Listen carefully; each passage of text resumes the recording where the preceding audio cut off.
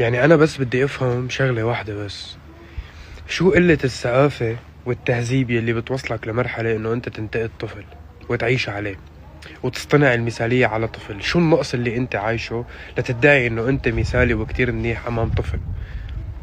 يا مثقف بعمر ال6 7 سنين ل8 سنين، الطفل كتير بديهي يكون عم بدور على الترفيه، والفن هو إحدى أنواع الترفيه. فكتير طبيعي الطفل يكون بيسمع موسيقى وحافظ غنية وعم بغنيها. على شو عم تنقده؟ شو عم تعيش عليه؟ منطقي؟ انت حاس حالك انسان خلوق، انسان مهذب، حاس حالك انه شوفوني انا شو منيح لما كنت بعمره؟ انت شو كنت بعمره على اخلاقك على كبر؟ ما بعرف انت كنت بعمره او بعمره شو كنت عم تعمل صراحه. اخلاقك على كبر ورجتنا شو عم تعمل.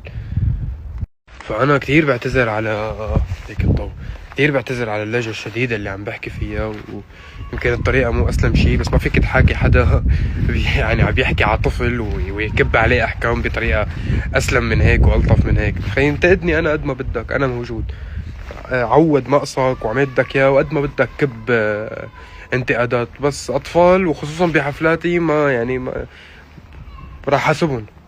وعد راح اسبهم، بس شوفهم وبس شوف حدا بقى عم ينقد راح حاسبه، ولو بدي احط راسي هيك 3 4 سنين ملاحقه محاكم. بحبكم كتير.